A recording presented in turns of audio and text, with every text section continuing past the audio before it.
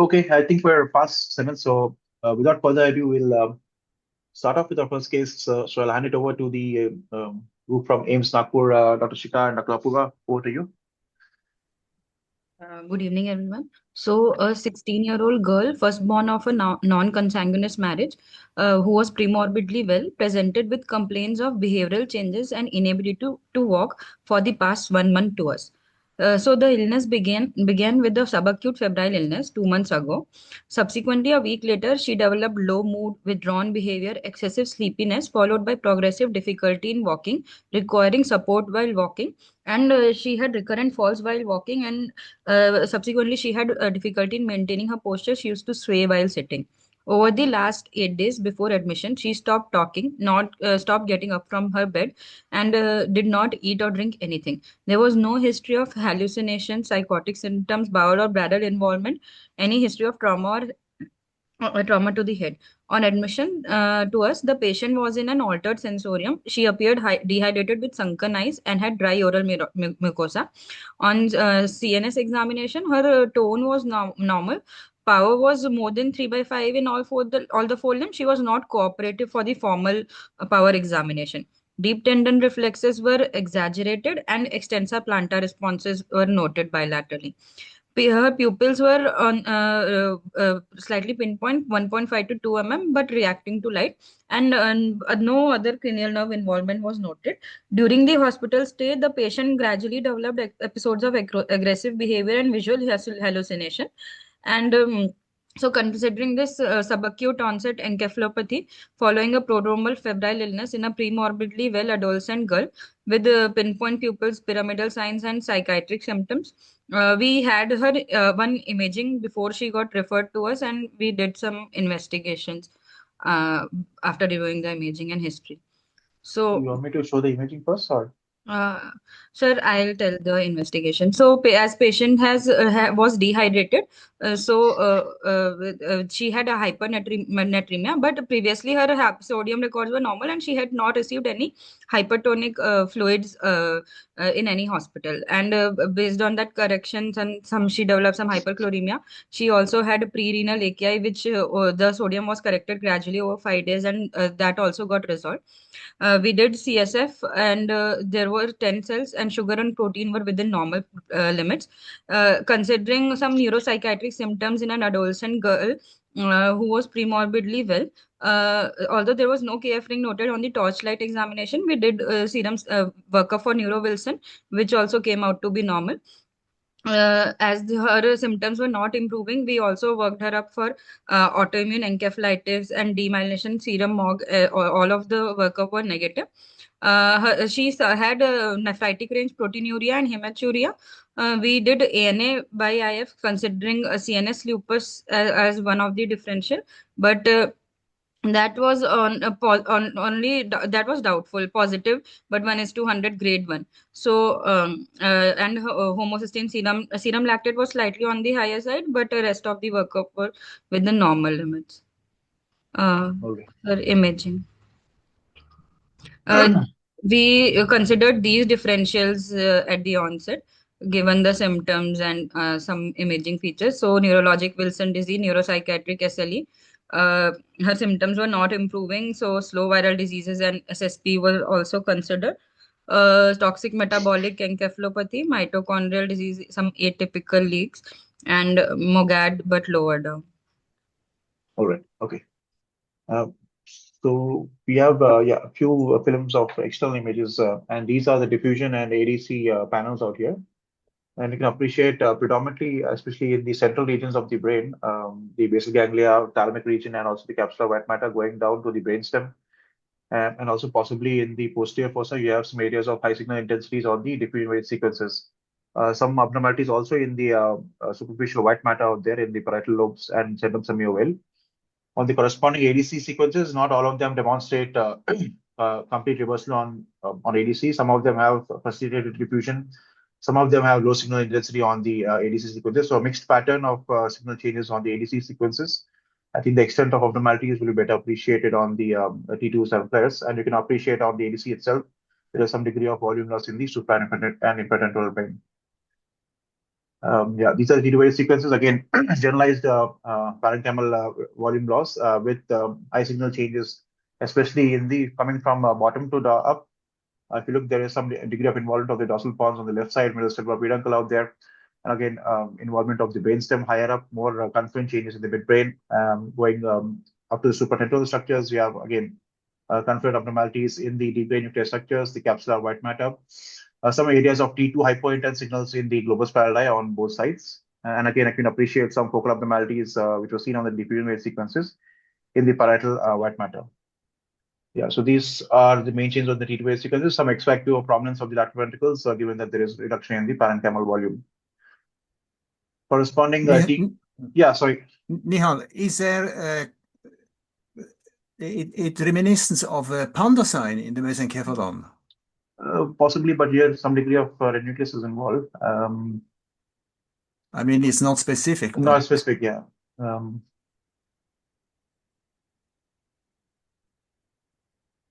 Yeah, maybe over here it is. You can appreciate the cerebral peduncles and nucleus relatively spared in comparison to the rest of the midbrain being involved. Then on the T1 weighted sequences, you have high signal changes of the corresponding T2 low signal changes which we see in on the previous slide, especially here out here in the globus pallidus, some degree of T1 hyperintensity in the caudate nucleus. But rest of the findings are better appreciated on the T2s. No structural abnormalities. Additionally, on the T1 weighted sequences, yeah, these are the main only findings which are better delineated on the T1 sequences in the basal ganglia. On the SWA sequences, there's for a 10-year-old, I not think there is significant changes of mineralization. Some slow signals on the globus pallidus, but I think for a 10-year-old, it should be more physiological. Even the cerebral peduncles have some degree of T1 low signal changes. And on the SAD sequences, again, you can appreciate the involvement of the more extensive involvement of the midbrain, thinning of the corpus callosum out there. Yeah, and you can appreciate the generalized parenchymal volume loss. The child was extensively worked up, as Apoorva was already mentioned. So the differential, what we are thinking of was some of these. I think first, maybe last three are slightly less likely. Imaging wise, thinking of lupus, they can present with several changes, especially in the diencephalon, mesencephalon region, and the thalamus and the brains and the basal ganglia. They can also have T1 hyperintensities on the non-contrast sequences. Can be correspondingly associated with liver abnormalities or coagulative necrosis. Wilson's disease is a differential on imaging, as the Balthazar has mentioned, the somewhat appearance of a giant panda sign. And the deep brain nuclear structures can also be involved, and T1 hyperintensity also is a common finding on Wilson's disease. I'm not sure. I will get back to the ophthalmological findings of Wilson's. I think lab values were normal. SSP was also raised. They can have initially have white matter changes, but more subacute to chronic stage can have extensive involvement, as demonstrated out here. Some of the changes are seen in our case, but I don't think the child has any myoclonus or other associated features of SSP. Yeah, the toxic metabolic, I think, is less likely on imaging. Mitochondrial also, I think, is less likely on imaging. Given the hyponatremia, they should have been more symmetrical. They had changes on different sequences. I think that is not there. Osmotic demyelination also could be a possibility, but I think imaging is less likely for those changes. So thinking of these possibilities, subacute chronic abnormalities in this child.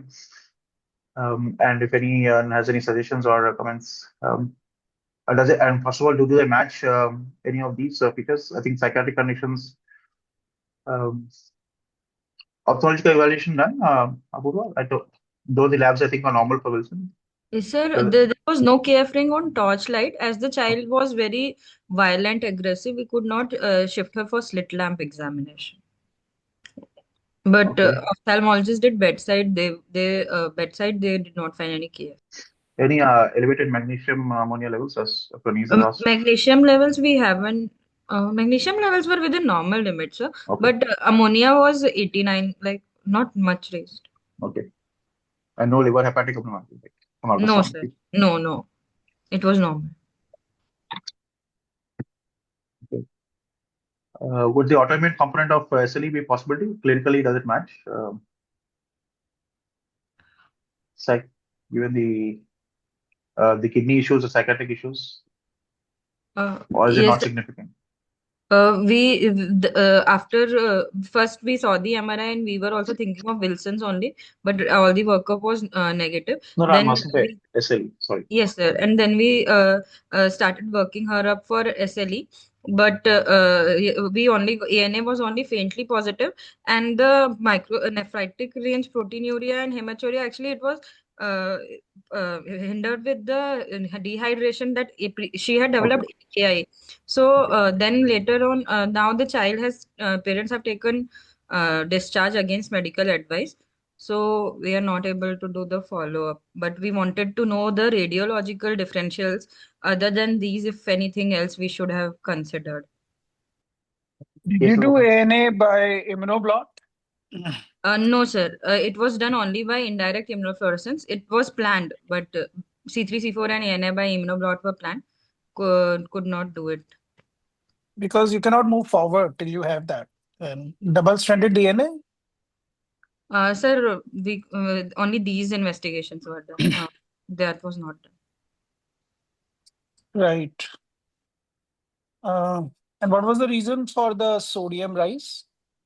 Sir, child had not taken anything. She had barely drank 1 glass of water in 7, 8 days before So what presentation. was the So it was urea at dehydration. admission? What was Sir, the that urea and was creatinine? also urea. Hello. Yeah, Purva, Sir, I think we lost you. Yeah, go sorry, ahead. Go ahead. sir, urea was also elevated. I think it had reached up to 70 to 90. And creatinine? Creatinine had also elevated, but then it all of it returned to normal by fluid correction over 5 days. Okay. Yes, sir.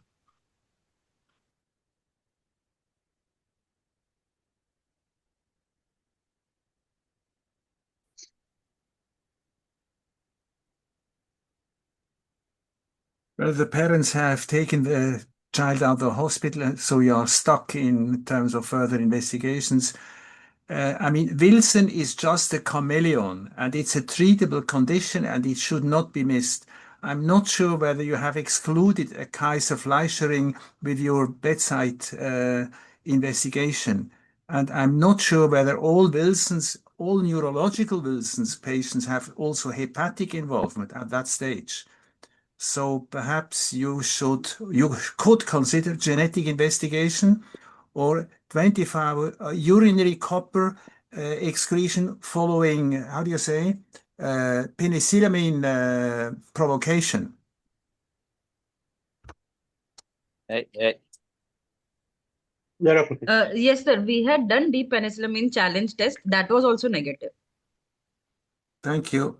So Yes. Eugene, you're saying that with a normal celluloplasmin, normal liver function, where the SGOT, SGPT is not even mildly raised, you can have Wilson's disease. I just know, not my personal experience, but in some special circumstances like pregnancy, this patient is not pregnant, you can have normal serum findings. So this is not a 100% exclusion. And with no KF string, with a MRI change. Okay.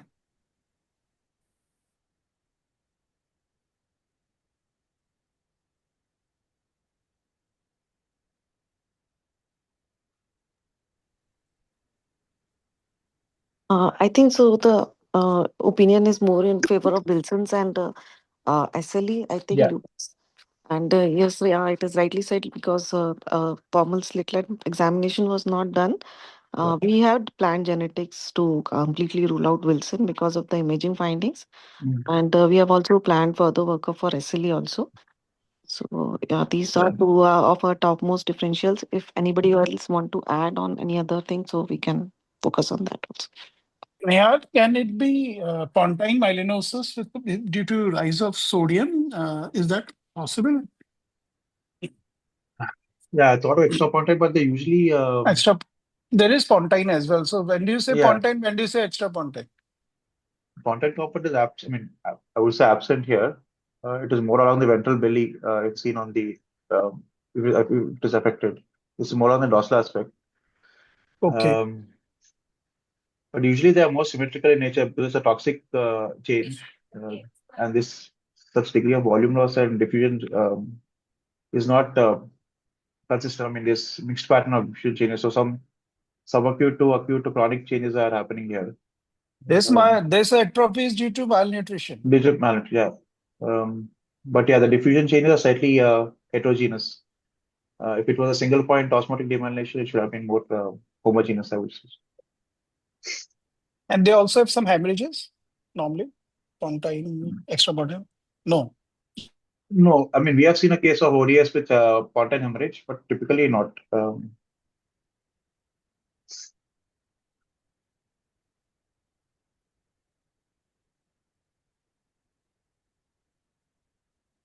this is more subacute encephalopathy, as they have mentioned, and yeah, I think the workup which they have done is definitely consistent. As you have mentioned, further lab investigations and theoretics would be helpful.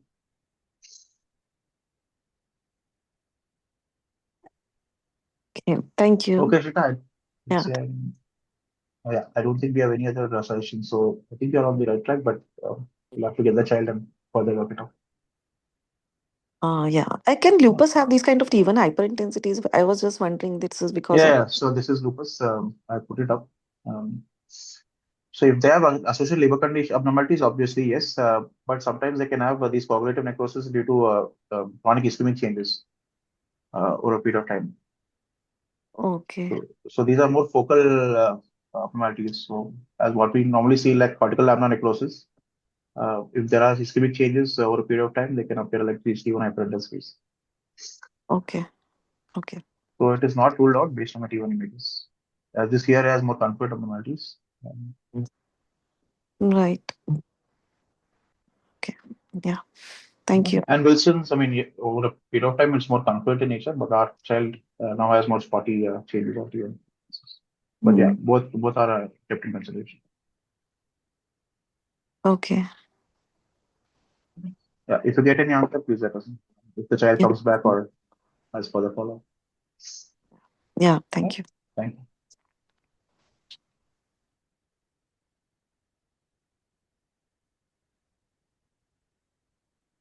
All right, Nikesh, if you're there, over to you.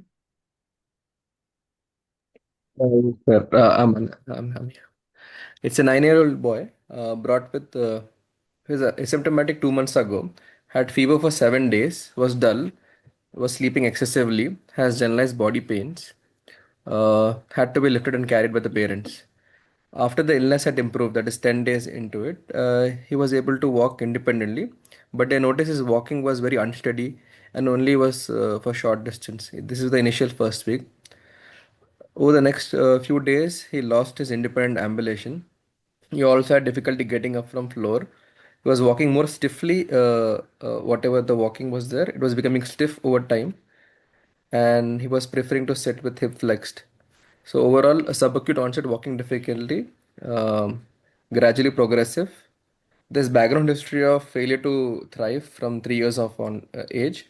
At that time, he was evaluated, and they suspected like it was a probable TB based on the USG married lymph nodes were mentioned, and MON2 was 10.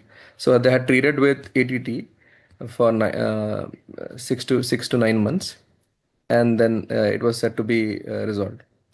When we examined this child, his head size was fine. Higher mental function and cranial length examination was normal. Muscular cell examination was also normal. No spinal tenderness, no gibbous, no lumbar lordosis. He had mild truncal instability. Uh, there was spasticity, minimal, gastrocnemius, other joints normal. Power, neck and truncal weakness was there. Lower limb more than upper limb, 3/5 in the lower limb, and upper limb 4/5. Reflexes were exaggerated in lower limb. Superficial reflexes were present. So overall, he was walking. He was taking steps with support, but it was very spastic, and associated movements were lost in upper limb. There was scissoring as well. The cerebellar signs were also present, finger nose test, and finger test.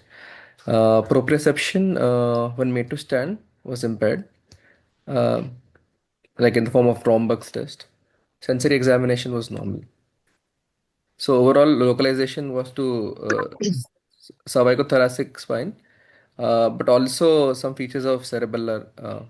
So with this, they had already come.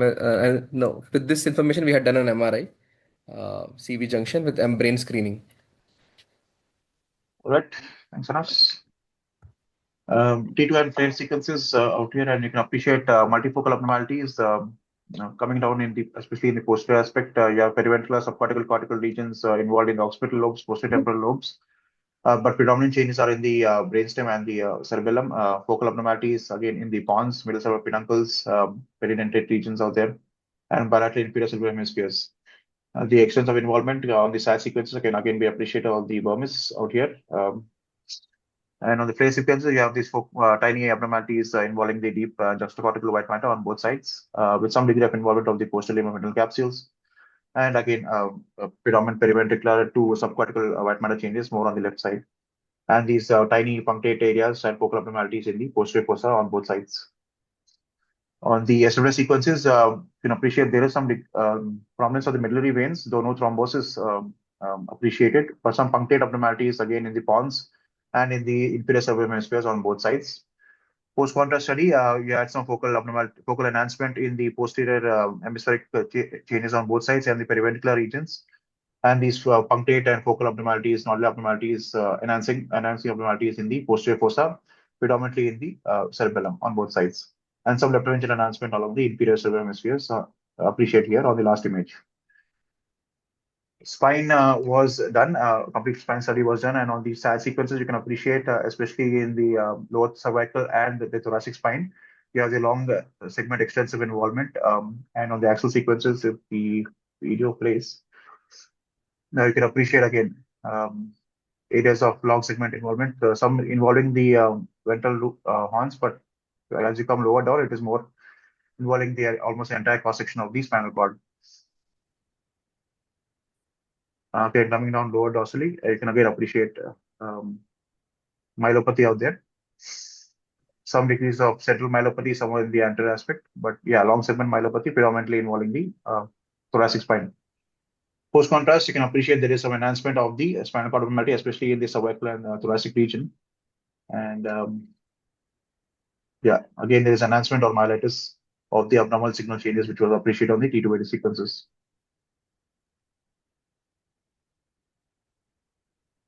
The cardiac as you can appreciate on the SAT sequences, did not demonstrate any significant enhancement.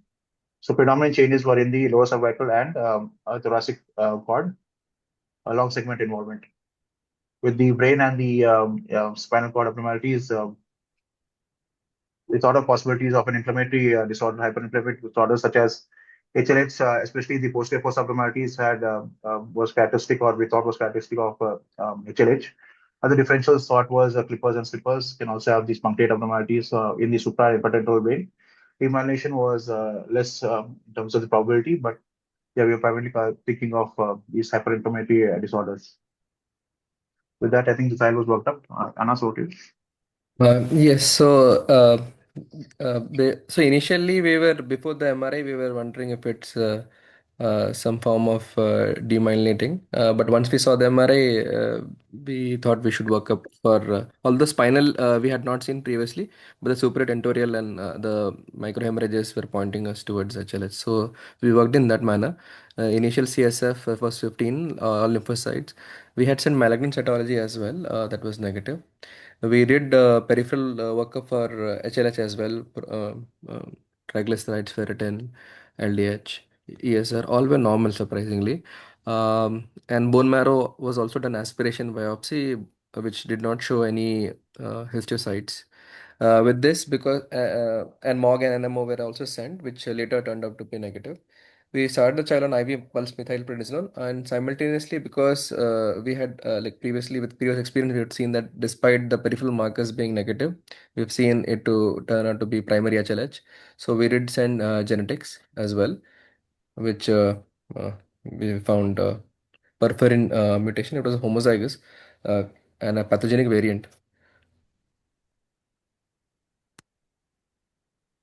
So now that the child, so there's some improvement. Child has attained independent walking. Spasticity is better, but not completely resolved.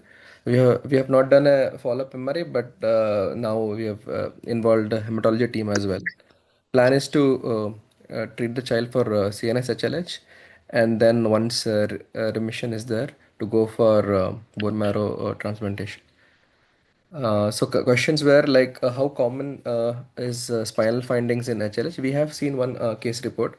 Is it more, and what is the experience with hematopoietic stem cell transplant at different centers for primary HLH?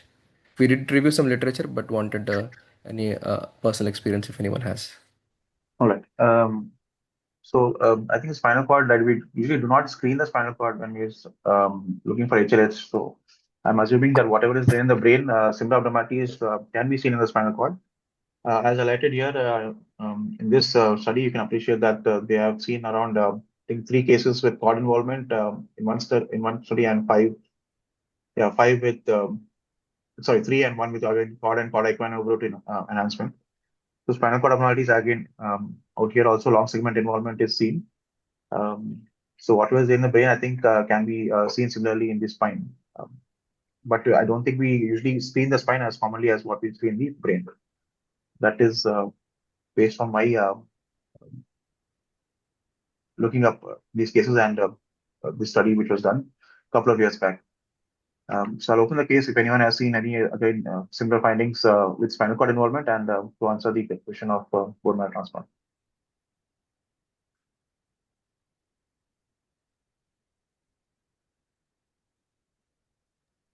So what literature we were able to find, they said that those who attained remission before doing uh, this hematopoietic stem cell have better outcomes, and literature is giving, as I mean, if they go through the initial first 100 days of if they thrive beyond that, then there's a high chance that they may almost 70 to 90% success rate. But high mortality if there's the match is not Yeah. good, and even if not done, then of course very high mortality. Nihal, if I may add to this. Yeah. Spinal involvement is quite common actually in HLH, and you're right, it's just underrepresented because it's not scanned. Second thing is, as the case nicely highlights, there was a lot of time spent with biopsy and all that. Biopsy is not diagnostic. You need to do primary genetic screening for the monogenic HLH conditions. Third point to make is, you did throw in a differential, if I heard correctly, of clippers. I don't know if that diagnosis actually exists in pediatrics anymore, to be honest. The adults still believe that clippers exists, but all the clippers that we had called clippers historically turned out to be HLH positive. And finally, the bone marrow experience. I'm not a clinician, but it has been very variable. And late in the disease, we have had not great results from bone marrow at this point, but you have nothing else to be offered at this point. They remain stable, but the relapses can occur later on as well. But you are a bit tied in the hands because you don't have any other options for these patients, apart from this expensive and complex approach to the problem. So I guess you will still offer it and see if it can be done. It does open the way for some research. I think if somebody wants to look at the literature in terms of systematic review, in terms of management of HLH, and how people have reported their findings, there will be a lot of heterogeneity, but worth doing even for the exercise of understanding or counseling parents and families. And I still don't know what the adult experience is, but that is only from a pediatric lens. Yeah, thank you, Kish, for that. So one of the challenge what they mention is, so if you are in remission, the success rate is to the tune of 90%. But if you are not in remission, then the success rate is low, and transplant-related mortality is also relatively high in this. So we had lost actually one child very recently to the same mutation. He never went into neurological remission. He kept on having the increasing cerebellar edema, and then he died even post-transplant. So assessing how accurately you can assess that these brain lesions have gone into remission, and then we can take them for transplant? That's another question we can think. I don't think there is any approach to this problem, but it'll be just doing another scan with contrast to see whether things have stabilized, right? Nothing more than that. And the other metric that people don't look at is the atrophy that happens in the brain as well. At the moment, this brain looks like it's in good nick, and there is a cerebellar and spinal cord preponderant disease burden here. How old is the patient? It's 9.5.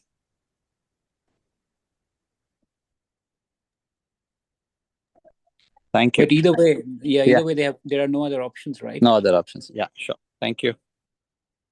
Thank you. All right. Thank you.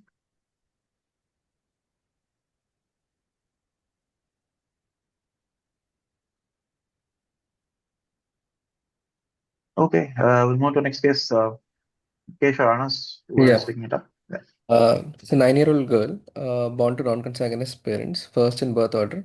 So antenatally, incidentally, they had detected ventriculomegaly at 9 months, and later on, postnatally, MRI was done at 20 months, which shared in the further slides. She was on regular follow-up, initially asymptomatic until 6 years. From 6 years onward, she has had polymorphic seizures. Over time, the semiology has changed. Initially, tonic seizures, later myoclonic jerks. Currently, her seizures are focal non-motor with behavioral arrest and repetitive eye blinking. All are brief, never she had any status. Now, with medication, her current frequency is weekly once. Development initially was normal, but over time, as she is now 9 years, from 6 years onwards, I've noticed that some hyperactivity, post-sitting tolerance, scholastics are subpar, not declining, but subpar. No obvious regression. She's ADL, otherwise independent. We'll share the MRI, which was in earlier. We have done, sorry, general examination, no specific clues. She had 3 cephalocecal macules, but they were not fitting into the NF criteria. Language comprehension normal. She has mild right hand weakness, pronator drift and hand grip weak, and right wrist flexor and gastrocnemius minimal spasticity. Modified Ashworth level 1. EEGs were done over time. The last EEG, which was done in 2023, was available, which shows near continuous discharges, right more than left, posterior dominant, spike and slow wave. We had initially, okay, after the MRI, we'll discuss the genetics. Okay. So this is MRI at 20 months of age, if I'm not mistaken, so close to 2 years. And you appreciate there is a band heterotopia demonstrated, confluent band heterotopia more around the posterior aspects. You can appreciate the changes are more in the severity is more along the posterior hemispheres and compared to the anterior hemispheres. Some cystic changes are also appreciated in the periposterior periventricular white matter. The overlying cortex, I don't think is very significantly abnormal. The main changes here are along the band heterotopia, some prominence of the trigones and occipital horns of the lateral ventricles, and some prominent perivascular spaces in the subcortical white matter on both hemispheres. On the T180 sequences, again, you can appreciate the posterior to anterior gradient of involvement of the band heterotopia, and the cystic changes suppressed on the T180 sequences. Again, coronal sequences, again, you can appreciate more posterior predominant as compared to the frontal regions. And on the SAD sequences, the corpus callosum and the midline structures are well formed, not dysplastic. Again, you can appreciate there is more heterotopia along the posterior aspects compared to the anterior or frontal regions. Genetics was done, so yeah, that. Yeah, initially we had done DCX as a female, as a girl child. MLPA was done, which was negative. Later, whole exome was done, which showed a gene CLSR, but it was not a clinical radiological match. We have done multiple times reanalysis, but we have not had any success. So we're wondering, based on this MRI, would any specific gene that we can look for reanalysis? This is for two folds, for the for clarity in this case, as well as planning further pregnancies. All right. as you know, the spectrum of heterotopia there, I mean, can be varied, but we are dealing predominantly with the band heterotopia in our case.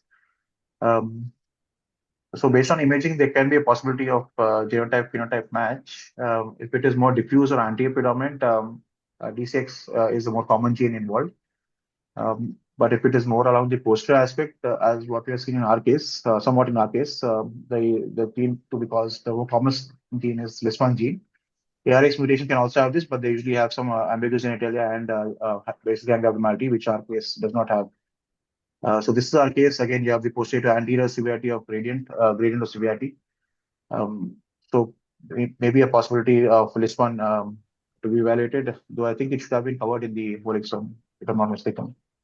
Anas? Yes, sir, should have been covered. But will it help to send something like a CMA to look for any larger deletions? Although usually what I could find in literature is those with larger deletions present with this Miller-Dicker kind of like dysmorphic features. Yeah, Miller-Dicker. I mean, the cortex is more agaric, pachygyric. More severity, the sensibly is more severe in Miller-Dicker. And the figure of 8 appearance, what we usually see. This child, of course, doesn't have any Yeah, dysmorphic features and yeah. other. So I think Dr. Veka has mentioned the microarray. Yeah, deletion to be checked. Dr. Veka. How reliable is MLPA to exclude DCX? I mean, this would be a best candidate in a female.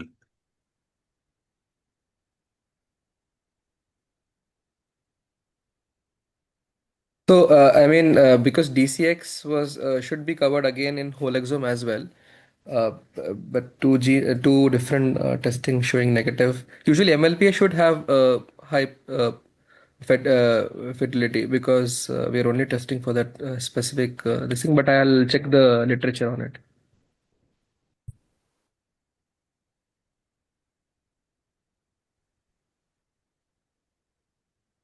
I think this one needs to be checked. As Veka mentioned, deletions are microarray to be done. Can I ask something? Why was such a targeted gene testing undertaken for a malformation like that? Because I thought in India it's more accessible to do more kind of broader This brand. this is from 2020. I think she was 20 months, so this is now she's 9. So 8 years ago, I Okay, think this was the first MLPA done. Later, over time, whole exome and reanalysis has been done. which has not shown anything new, right? Yes, sir. Yes, nothing new. And any systemic features, any ambiguous genitalia or something like that? None so far. We've had her. We have done surveillance. Nothing specific that we could find. And I have a philosophical question for Eugen. Can I ask? Yes, from me. The question I have, Eugen, and I have thought about it for a long time. If you have so much heterotopic substance in the brain, right, which is not migrated to form the cortex, can the cortex be fully normal? It looks normalish here. I agree with Nihal, but can it be normal? I wouldn't know, Kish. But surprisingly, I've seen only a few such patients over a long time, female patients, and they are surprisingly kind of normal. They even go to regular school and they have 1 or 2 seizures and this impressive MR finding. Yeah. And I can't say more than that. But obviously, their function is quite in normal range. It's impressive, isn't it? Yeah, and of course you want to know in terms of genetic counseling for later. We are interested to find the cause. Yeah. And another question: the cystic changes that we see, does it give any additional clue, or it's part and parcel of variations that we see with this? What do you mean? The posteriorly cystic changes that we are able to this show. is not. I think this is not special. Yeah. Okay. This is kind of expected or possible in this type of migration disorder. I wouldn't worry about this. Sure. Thank you.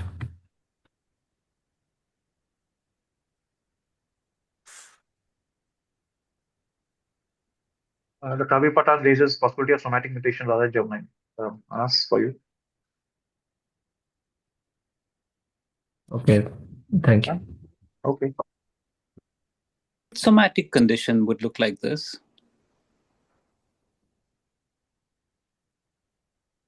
Not sure imaging wise, but Yeah, imaging wise, particularly, right?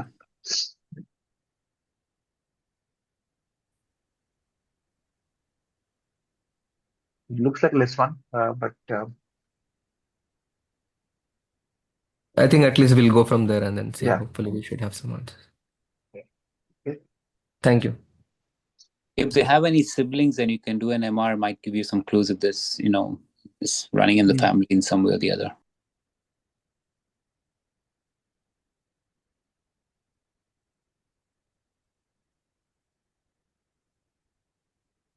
All right. Anas, if you have the answers or feedback, please let us know. Sure, sure. And Thank I'll you. hand it over to Vinny. If you're there, over to you. Yes, sir. Am I audible, sir? Yes, please go ahead. Yeah. So we had a 9-year, 10-month-old girl who was premortally completely well, presented to us with unilateral headache for 15 days. This was on the left. The characteristic of headache being it was moderate to severe grade. It was slowly progressive over the last 2 weeks, almost severe enough to cause limitation of our activities. And sometimes described as tightening, sometimes she was not able to characterize the headache. This was associated with vomitings, daily 3 to 4 episodes, non-projectile. And this headache started along with low-grade intermittent fever for 7 days. However, when she presented to us, she was afebrile for quite a period of time. And when inquired retrospectively, she also had double vision since 2 days, and dull activity was reported by the parents. This was mainly attributed to the pain she was having, which was quite severe. She was, as told, no, she was totally fine before the illness, no perinatal issues, no significant past or family history. On examination, the only clue we were able to get was with a mild leftosis. This, according to the parents, was indeed new onset. That was they have noticed since a week back. And no other signs as such, no meningeal signs or cerebellar signs with gait being completely normal and normal motor examination as well. Sir, can we proceed to the imaging, sir, which was done faster? Okay.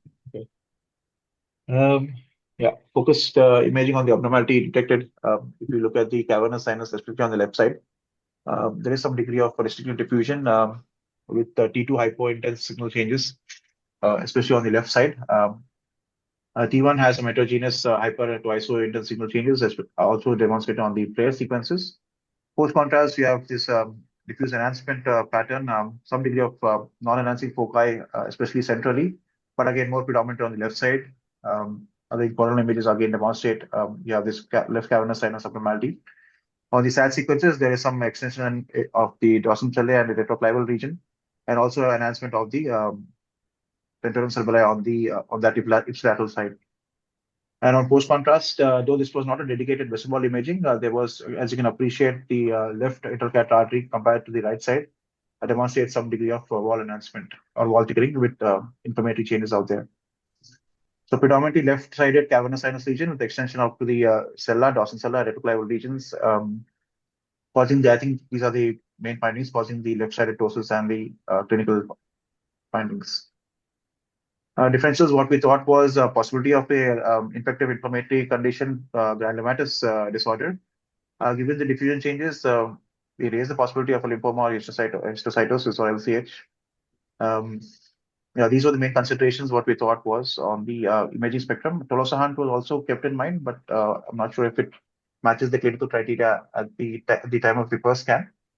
But there was a diagnosis of exclusion out there.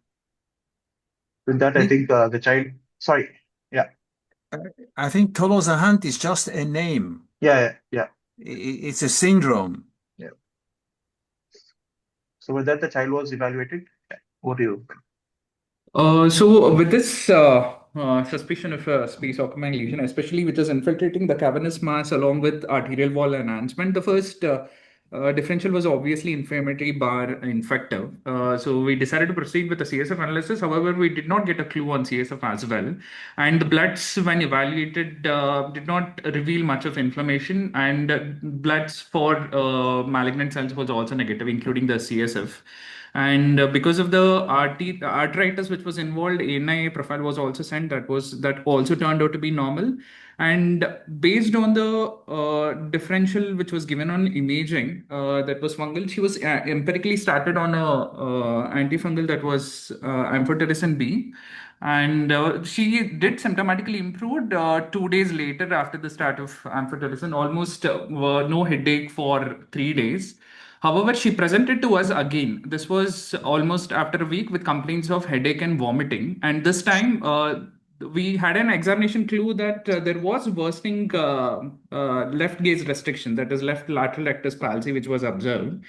Along with hippus in the same ipsilateral eye.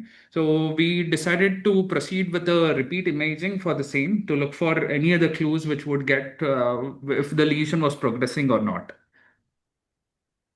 I think in between we did a CT chest and abdomen and aortogram. So aortogram was normal, nothing in the abdomen. On the HRCT chest, you have this focal abnormality out there, tiny nodule with some subpleural glands along the posterior aspect. But other than that, no lymphadenopathy or in the mediastinal lymph nodes, and rest of the thorax and the abdomen did not demonstrate any significant abnormalities. This was the follow-up MRI at an external site, and again, you can appreciate the abnormalities more on the left side. Now the signal is slightly more hyperintense compared to the T2 hypointense, what we've seen initially. And on post-contrast sequences, again, you can appreciate predominantly it's on the left side, though central aspect also is involved. And you can again appreciate there is an enhancement of the adjacent tentorium cerebelli.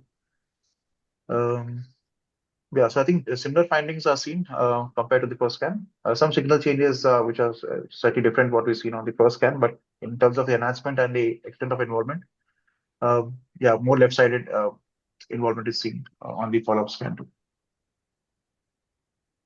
Yeah, so I think the question here was, yeah, differently. Sorry. Yes, sir. In the second scan, what we were able to see is with a heterogeneous enhancement on the post-contrast, and there was a small focus of this central restricted diffusion. So involving the dorsum cellular, predominantly on the left side, as sir told, and possibility of a granulomatous pathology, again, query infective, probably tubercular fungal.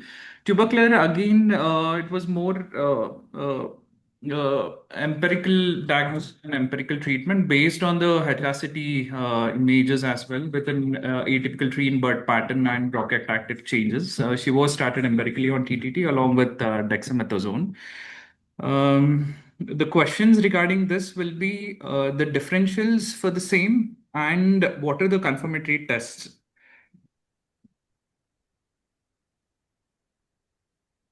All right, TB, I've not seen cavernous sinus involvement, so possible, but yeah, the element of disease comes under the spectrum. But yeah, case is open. Crazy question. Can you biopsy that lesion endoscopically via the nose? Yes, sir. It's not difficult in inexperienced hands, I understand. Yeah, scope for biopsy was definitely considered, sir. Initially, the lesion was just 5 mm, so it was quite difficult. But with the progression in the dimensions of the lesion, we did consider a biopsy for the same. We have not proceeded yet with a biopsy, sir. I think given the lung and the, lung, there's tiny lesion out there, but predominant change in the cavernous sinus. So systemically, I don't think we have a good handle other than the tiny lesion in the lung. So biopsy, I think, would be the most appropriate. Or Nihal, do you have a CT scan? Not of the brain. No, of this area? No? No, I don't. Do we need one?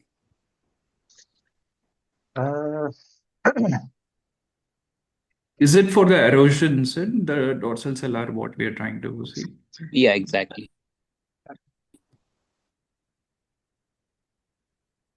I mean, I agree with Eugen. I think biopsy. But eventually you have to biopsy that too. Before doing such a long ATT kind of course, hoping that things will get better. But there is vascular narrowing, right, on that side? Yeah, there is. And there was vascular. And is there vessel wall Yeah, enhancement persisting into the brain? There is. There are things. Shows that. I just wanted to see that. This one. You want Oh, the yeah. on the follow-up scan? This is the initial scan. I don't Yeah, think. no. Yeah.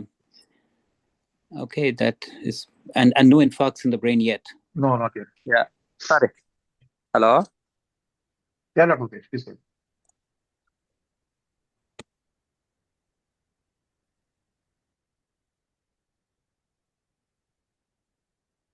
Yeah, no impacts in the brain on the follow-up study too.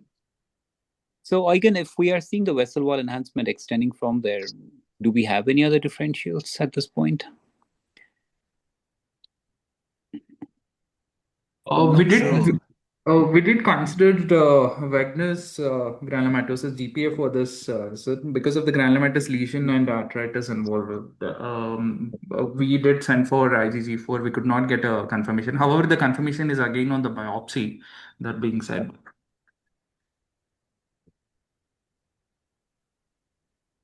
IgG4 is vanishingly rare in children. I've never seen a case. Might have been shown one, but not seen it. I think we'll have to biopsy it. Because everything else has come out to be negative. The role of the sinus wash in such cases.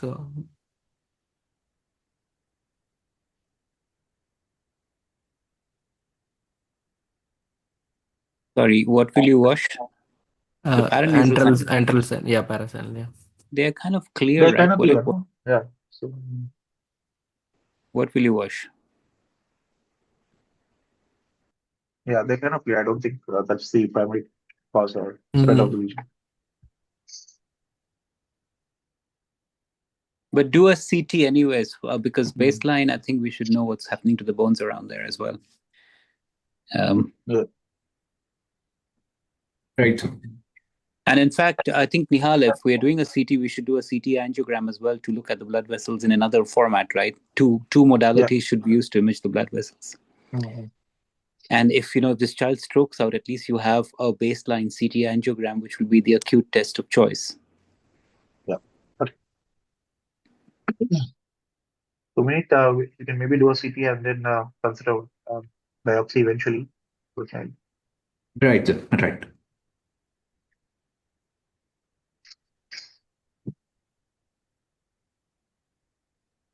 I don't think the lung lesion is biopsiable. It's too tiny. Yeah. Yes, sir.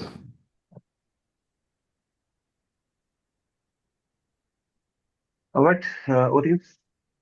Yes, we had a 7.5-year-old boy present with a very short history of fever, cough, and cold for 5 days. On day 5 of illness, had 3 episodes of seizures. This was GTC is lasting for 2 to 3 minutes without recovery of sensorium in between, more like status. And along with the onset of seizures, he also had encephalopathy, which was gradually progressive. That was when he was brought to our hospital. And apart from these, he had no significant past history, no perinatal issues, developmentally appropriate for age.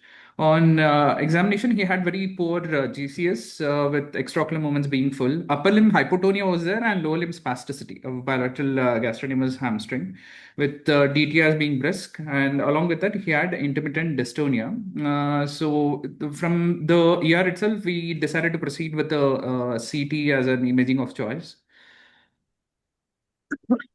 Okay. You can comment on the CT, but let's see. Posterior fossa again, very difficult. Nothing stands out here. That's a green hardening artifact which can use some abnormalities in the brainstem. Supratentorially, maybe the thalamus here is slightly more hypotense compared to there, but yeah, I don't appreciate anything significant other than these hypotensities, which again can be normal. I think MRI will be helpful. Yes, sir. Yeah. So looking at these subtle hypodensities in thalami, we decided to proceed with MRI within 12 hours of admission. And we quickly did blood parameters as well. We got procalcitonin of 87, CRP of 142, and interleukin 6 of 16 with LDH of 900, suggesting ongoing inflammation. So we can proceed with the MRI, sir. Right, MRI, yeah. So MRI on the diffusion and the flare sequences, you can appreciate the focal abnormalities. Some abnormality out there in this subparticle particle region in the left parietal lobe, prostral abnormalities on the right side. Some tiny foci on the splenium of the corpus callosum, but the main changes, you can appreciate that the thalami is slightly swollen. Not as significantly high in terms of signal changes compared to the other lesions, but you can appreciate that there is some edematous changes out there. The brainstem again has these changes, focal abnormalities, predominantly in the pons. The flare, you can appreciate the extent of involvement. We have superficial white matter and periodontic regions demonstrating flare hyperintensities.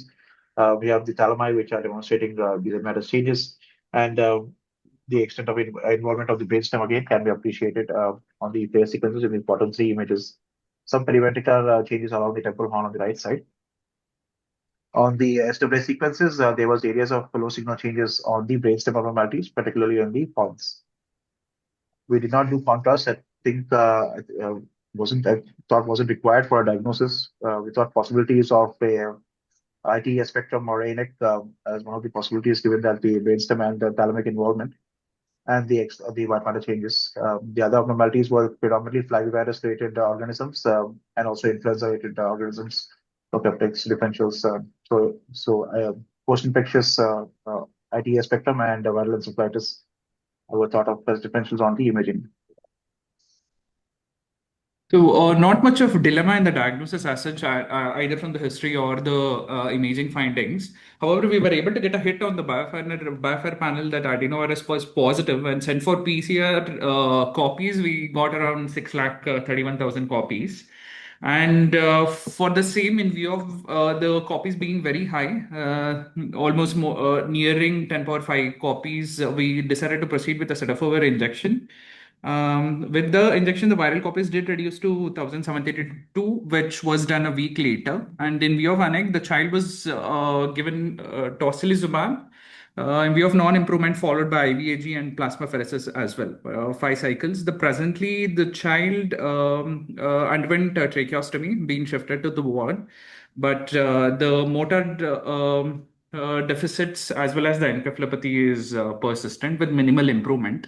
So the reason why this case was posted was just to know if any other centers have dealt with adenoviral ANEC and what was the prognosis like when compared to the other viral ANECs like influenza, which we see commonly.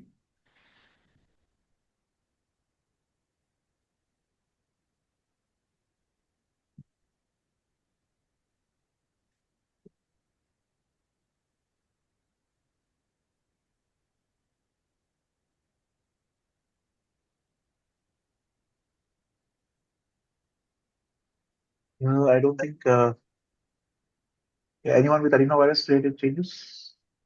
So we have a patient admitted with us in ICU who we have just shifted for ECMO.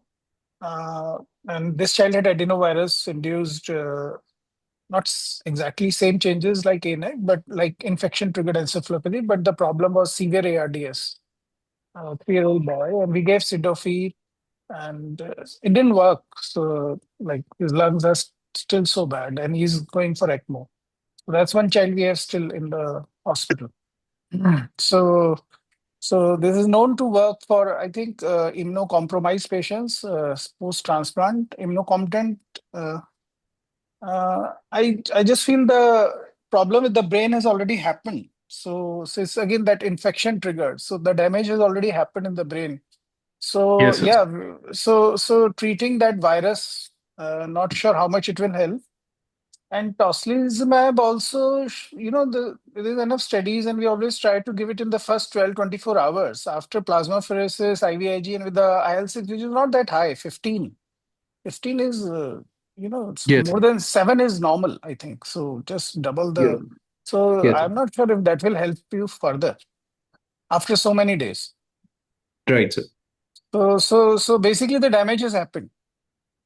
And unfortunately for us, it happens before the child comes to us. And after that, we are just chasing, hoping that something will work.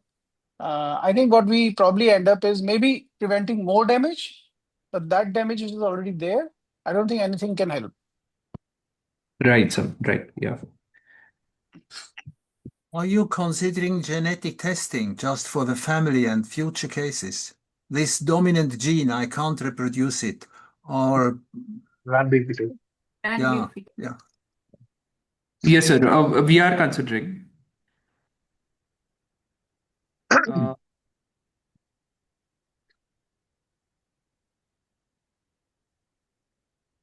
Raji says rituximab was given within 24 hours. Okay.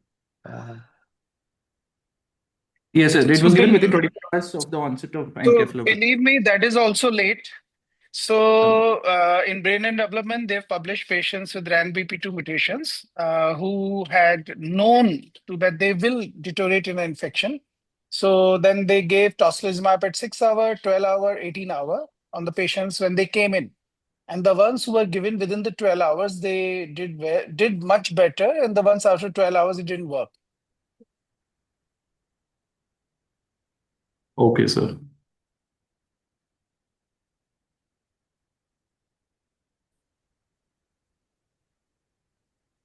Right. If nothing else to add, we'll move on to our next case. Dr. Namrata, anything to add or?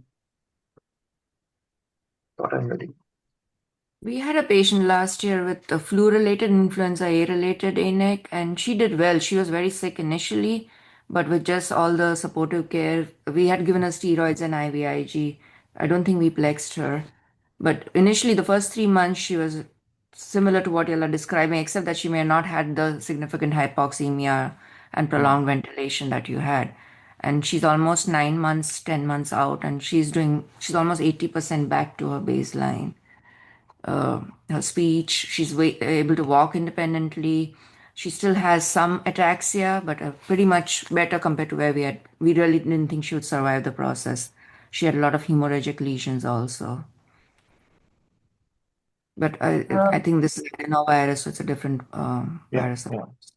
But I agree with Dr. Shahs. The first 4 months for the doctor, for the parents, everybody is so traumatic. These patients are dystonic, irritable, rigidity, Parkinsonism. And when you see them after a year, they are so different from what they were in the first few months. So we should never lose hope in these patients. They somehow come out. Not all of them, majority of them. Yeah, they need good therapy. So hopefully she gets over this initial process that she's going through, especially the respiratory process, the trach and everything. Even this girl had a trach, and eventually she doesn't have a trach. The movement disorder has improved. So I think she does have a good quality of life compared to where we thought she would be. Okay, optimism is fine. Some of these patients have a relapse. I've seen that more than once. And they don't recover from that relapse. Not necessarily. Yeah, fingers crossed. There's no relapse and fairly goes. Yeah, thanks everyone for your comments. With that, I'll move on to our last case. Yes, sir. Am I audible, sir? Yeah, please go ahead. Yeah. So this is the 1-month-old boy, uneventful birth history, term child. First brought to hospital at 7 days of life with lethargy and electivity with poor feeding. There was no history of fever, apnea, or respiratory distress at that time of admission. So the baby was admitted in NICU and evaluated for encephalopathy. All the septic markers and all those things were negative. So the child was referred to neurology department in the view of persistent encephalopathy. So there were no initial seizures or starters, only just encephalopathic child with poor feeding. So on examination, the anthropometry was normal. If was on the flat level and it was pulsatile. There was mild stupor, generalized hypotonia, and there was diminished Morose reflex. And initial doubt of ambiguous genitalia was raised by a neonatology team, but later on it was not there. So seizures actually started in the form of myoclonic jerks from day 30 of life. So initial TMS screening and all those things were done in the view of suspicion of metabolic insult. So in the video, as we can see, so these are spasm-like episodes and myoclonic events that we can now see in the clusters.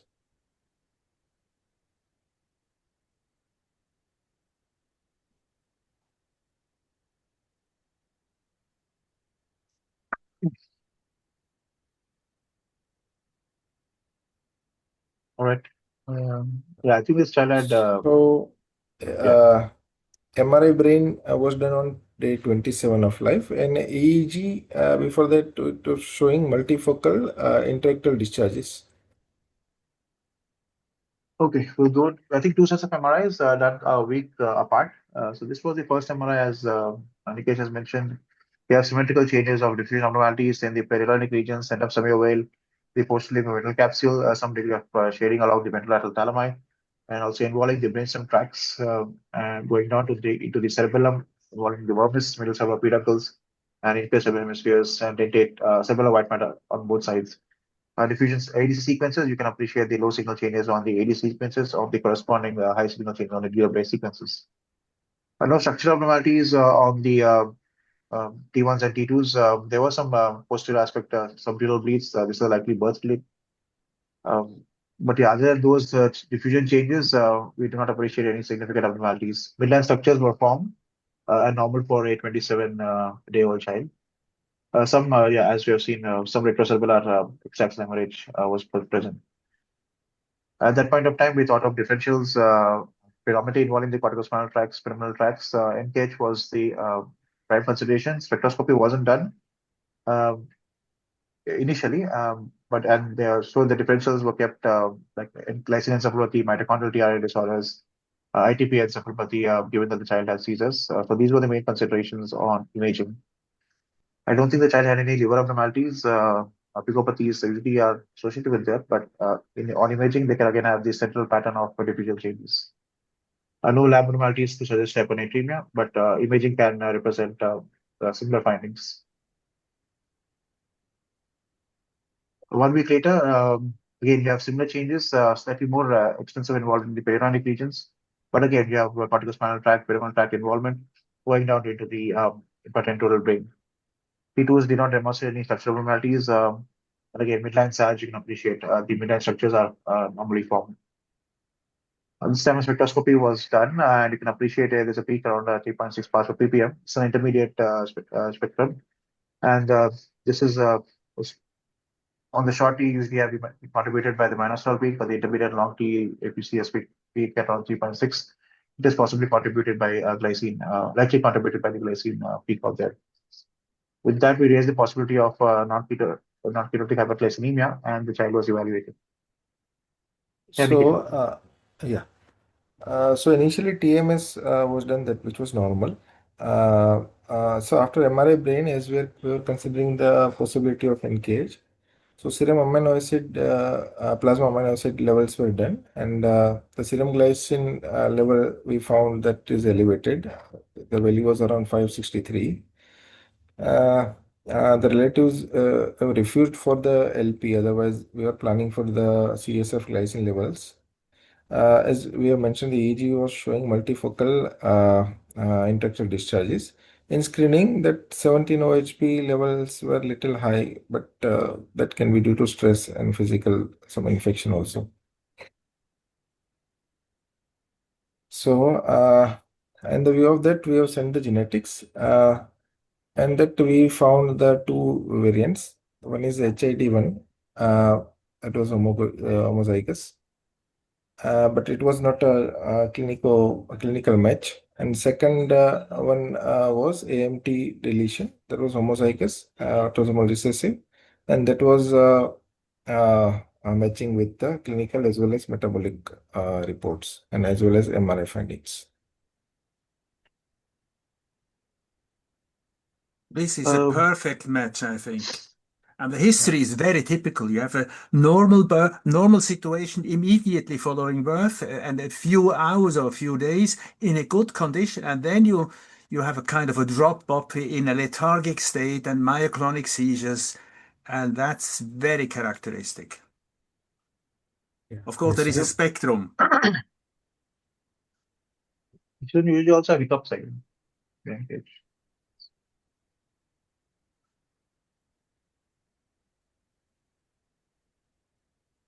Hello.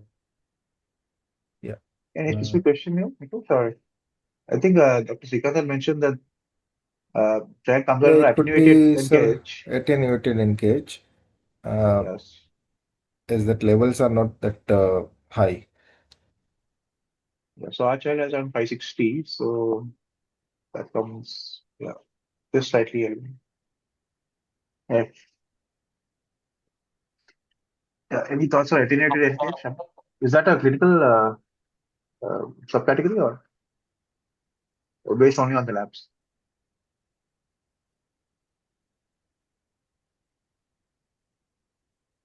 Usually, the ones who present in the neonatal period, most of them are the severe ones. But those with milder symptoms, they've noted that they have the ratio is on the lower side as opposed to those when severe. We have seen a couple of children who are milder, which were getting into attenuated, but the presentation was much later as opposed to this child. So in this patient, there are two comments. One about the seizure type, it's not myoclonic jerks. So these would be classified as spasms in any form, either you call them tonic spasm or any other. Spasm is to be used as a word because they are longer than a jerk and they are in cluster. And it's not that you always get spasms after 4 months, you will get it on day 1, day 2. The second thing is about, because this is a very suggestive MRI of, the late neonatal form, the callosum looks quite thin. At this age also, it is not looking normal. Looks thinner, yeah, in this cut. But maybe Nihal feels 1 month more would be difficult, I think. Yeah, maybe we because can take it as mild. yeah, mild thinning with these changes, NKH, and second is ITP callosum is normal. So thin callosum with this MRI has to be NKH, late onset, or the attenuated form of NKH. Yeah. Yes, sir. Spectroscopy also, ITPA doesn't have no glycine. So, term gestation, right? Yeah, yes, sir. Term gestation. Term gestation.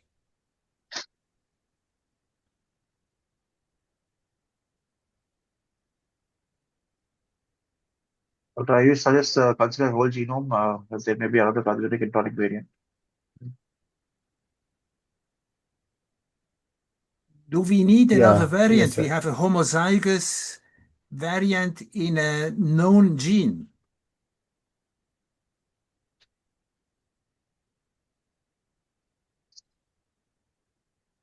Yes, sir. It is a match. And it's actually And at the 5' UTR. So, and C -5, it's very important. This place, if you have a defect here, I don't know why they wrote uncertain significance. This has to be pathogenic. yes, sir. That is what Yeah. we also thought of.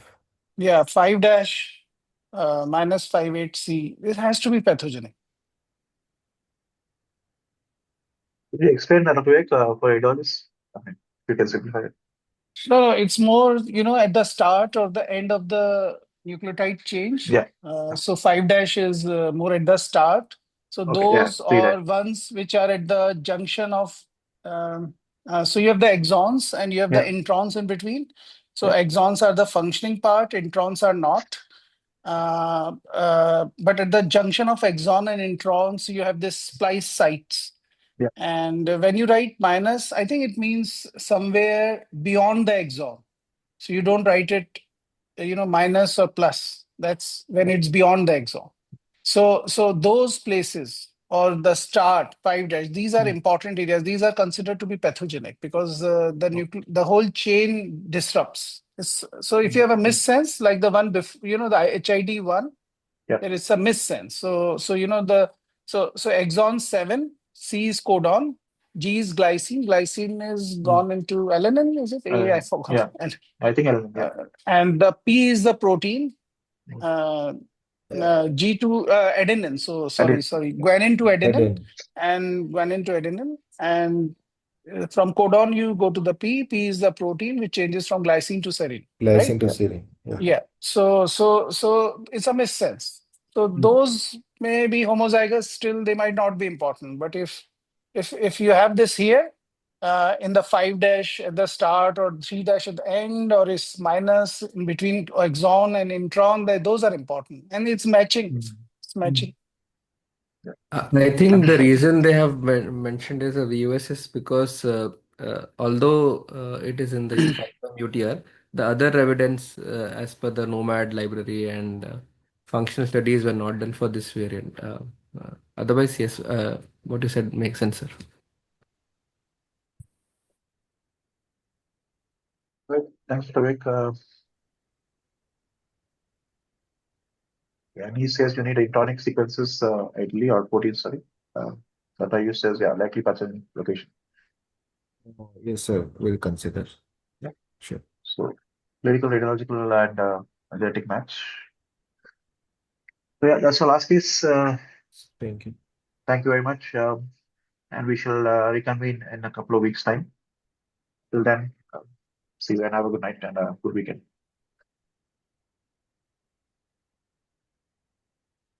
Banerjee, you can stop.